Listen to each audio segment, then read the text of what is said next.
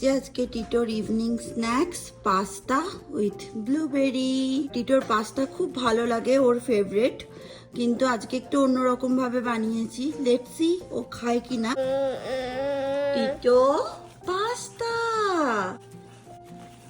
Wait wait, yes, take this.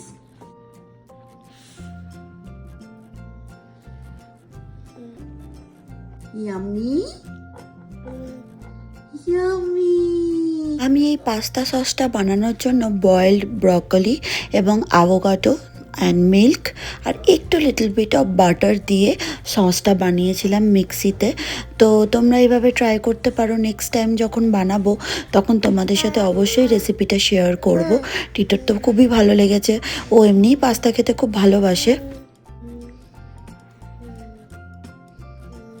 নিজে হাতে খেতে দিলে সে যে কি করে, চারিদিকে লাগায়, পরিষ্কার করতে ভীষণ কষ্ট হয়, বাট না খেতে দিলে শিখবেও না, তাই না? ইয়েস।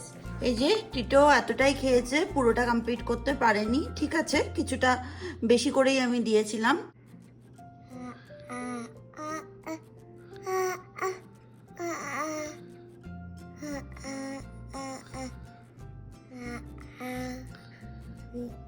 আচ্ছা, গুড বয়। দেখো টিটো তোমাদের গান শুনিয়ে দিল।